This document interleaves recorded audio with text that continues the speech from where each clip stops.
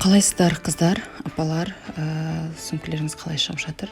Қазір біз осындай екі формадағы үлгісін жасап үйренеміз. Екі формадағы сөмкенің дәл осындай қылып кез келген фермуарларының пішінін пішіп алуға болады. Қазір бізде кішкене өзі ерекшелеу фермуар, сосын екіншісі ол сәл кішірек түрі. Бронза, біреуі кішкене қара металл деп аталады. Қара металдан бастайық, оның ені кішкентай, размері кішкентай, сол себепті кішкентай сөмкеден бастаймыз. Бірінші фермуарды дәл осылай суреттегідей сызып аласыздар толықтай. Сызып аласыздар да содан кейін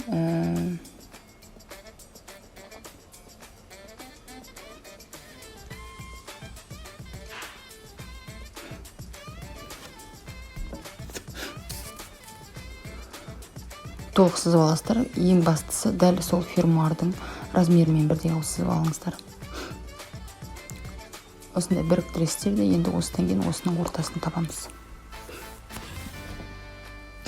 Ортасы 16 сантиметр. 16 сантиметр, жартысы 8. Жартысын табамыз да және ортадан бір сызық жүргіземіз. Фермуарды да бірге өлшеп алған жөн.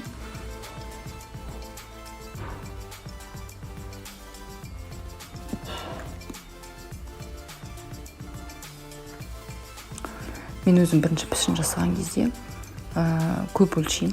Енді бір кішкене сенімді болу үшін. Сол себепті прям сантиметр келгенін жөн көремін. Сол себепті қайта өлшей беремін. Ортасын таптық.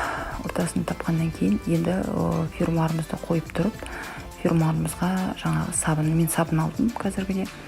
Сабынмен осылай ортасын белгілеп аламыз. Бұл бізге матамен тіккен кезде өте пайдалы. Фермуарды матаға тіккен кезде. Енді фермуардың жартысын өлшейміз. Жартысы бізде 11/5. Жартысын өлшейміз де ұзын. Мына доғаның сәл не алған жерінен фермуардың да, мен қазір көрсетемін, сызғышпен қарап жүріңіз, өзі белгілі болады. Соның ең кішкене майысқан жерінен уже алып түзу сызық жүргіземіз. Басында ең бірінші біз фермуар тіккенде оның пішінін біздер не алғанбыз, доға алғанбыз. Енді мынау кішкене өзгеше пішін. Бұны біз кішкене түзу сызықпен аламыз. Енді түзу сызықпен сызық сыздық. Енді осы жерден біз 11,5 деген белгіні белгілейміз.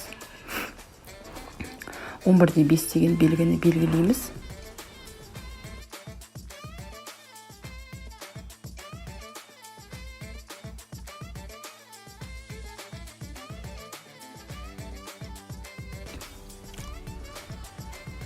Осылай өлшеп аламыз. Қазір барлық нақты өлшемді фото ретінде келесі сториске салам. Келесі фотоға саламын. Сумканың биіктігі 22 сантиметр толық табанымен қосқанда.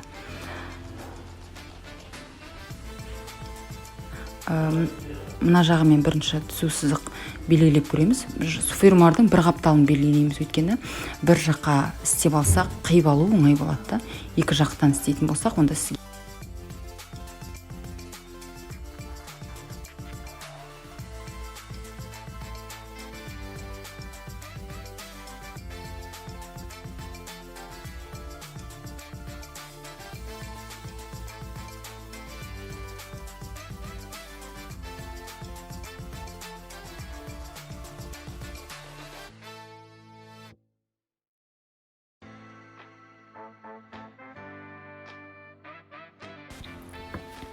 біз егерде осы жерден бастап дәл осылай төртбұрышты қылып, мен специально жазып қойдым, чтобы сіздер кішкене разницасын білсін деп та. Егер төртбұрышты қылып қиятын болсақ, сызатын болсақ, онда біздің табанымыз қазір бүгеміз оған жерін да үш қылып былай тастап кететін болсақ, сол кезде кішкене фермуарымыздың несіне, мына биіктігіне келмей қалады. Ане көрсеткенде, қолмен көрсеткенде. Сол себепті бізге кішкене сәл қиғаштау және сумка жерге қойғанда бір тұрған жақсы көреміз. Сол себепті былай қарай ығыстырамыз, 2 сантиметрдей ығыстырамыз.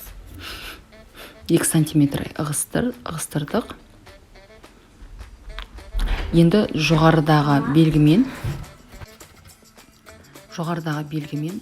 манағы 2 сантиметр белгілеген 2 сантиметрімізбен екеуін қосамыз. Сонда кішкентай сәл қиғаштау пирамида ұқсап тұрады да. Трапеция ұқсап тұрады пирамида. Енді екінші фермуарымыз осындай бронза түсі. Осылай манағыдай көрсеткен әдіспен ең бірінші фермуарымызды белгілеп аламыз. Толықтай көшірмесін түсіреміз. Үстінен көшіріп формасын. Дәл манағыдай әдіспен кете береді.